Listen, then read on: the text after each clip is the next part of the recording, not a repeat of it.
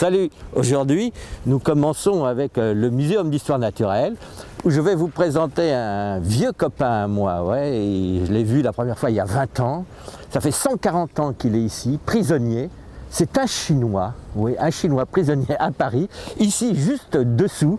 C'est le grand panda, c'est le premier grand panda découvert par les Occidentaux, par le père David, ramené en France, empaillé, il est là, en dessous, il attend depuis 140 ans.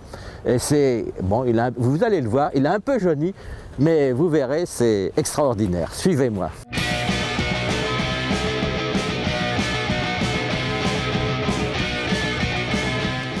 Alors ce vieux Chinois là, comment a-t-il fait pour aboutir ici ? Oh bah alors c'est l'histoire d'une rencontre, comme souvent dans ces cas-là, la rencontre d'un missionnaire lazariste, le père Armand David, qui est envoyé en Chine par sa congrégation.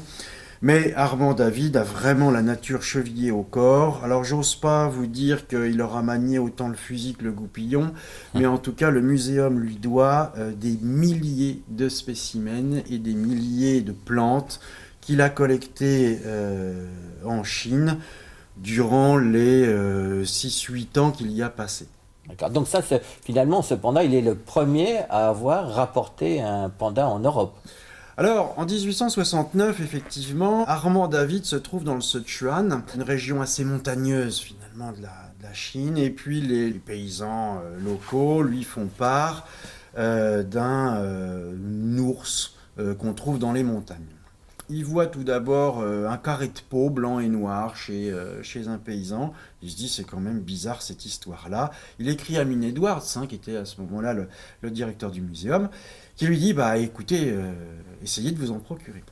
Et donc en 1869, Armand David envoie les premiers éléments à Paris, à Mine Edwards, qui lui dit, écoutez, c'est absolument nouveau. Enfin, c'est une découverte complètement extraordinaire que vous venez de faire là. Alors, il est désigné comme type, c'est-à-dire qu'il est censé être le premier. Je vais vous arrêter parce que quand vous dites que c'est un type, c'est-à-dire que c'est la référence en matière de panda. C'est-à-dire que c'est ce panda-là qui est la référence de toute l'espèce.